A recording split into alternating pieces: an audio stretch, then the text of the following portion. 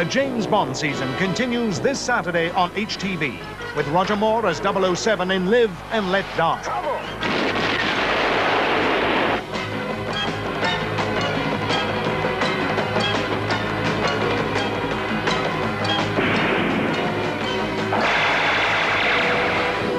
Roger Moore tastes an exotic cocktail shaken but not stirred in Live and Let Die, this Saturday at 6:45 on HTV.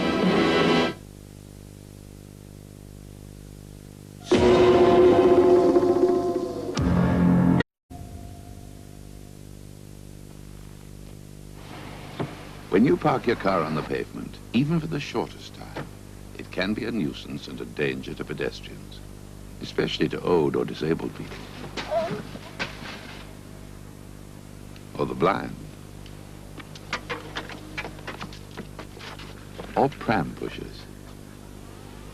So when you park your car, please leave the pavement for pedestrians. New Horizons on HTV.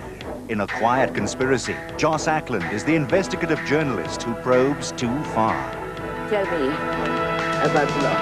I've never set eyes on the man, never spoken to him. Your father says they were CIA men. They said they were from the magazine. They're very strange, threatening. And disturbing events unfold during a day in summer. This is the jury, eh? Let me see you laugh at me now, eh? Will you die sane or mad?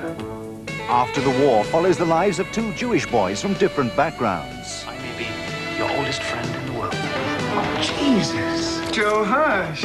HTV brings the stars a little closer. And a reminder that there are a couple of old favourites in the drama line for tomorrow evening, with The Bill at 8 o'clock and Boone is at 9. Now back to tonight, and at about 4 we hand over to David Cass at ITN.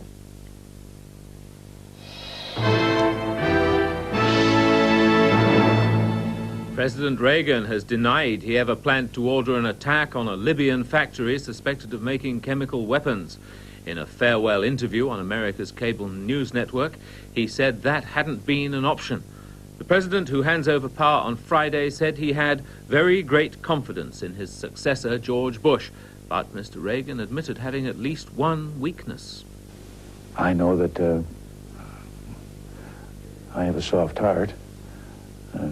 But knowing that, I try not to let it get me in trouble.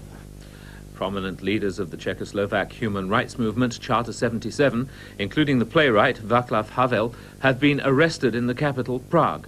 The 14 activists were detained by riot police who broke up the second human rights rally in 2 days. They'd been among crowds who gathered in Wenceslas Square, where student Jan Palach burned himself to death 20 years ago in protest at the Soviet-led invasion which crushed the Prague Spring reform movement.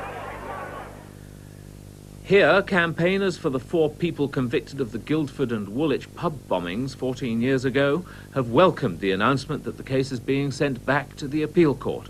There's said to be new evidence. Carol Richardson, Paddy Armstrong, Gerard Conlon and Paul Hill were jailed for life in 1975. The appeal will be heard in a few months. I'd have liked the whole thing to have gone much quicker, especially as there are people who've been in prison now for some 14 years.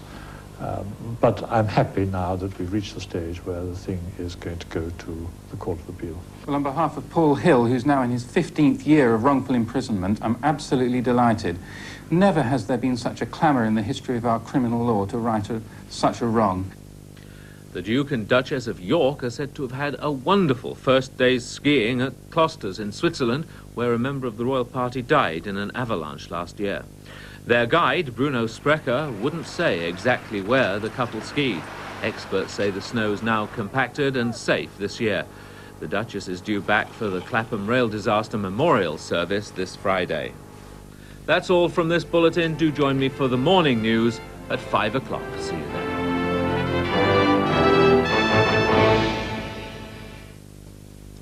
In about 20 minutes, we'll be taking a look at the headliners of this day 50 years ago, back in 1939. But now, do you ever think your lot in life is not an easy one? I mean, perhaps you'd rather not be awake at this time of night. Well, if so, you can take comfort from our next programme and the very hard-working days and nights of one Brother James.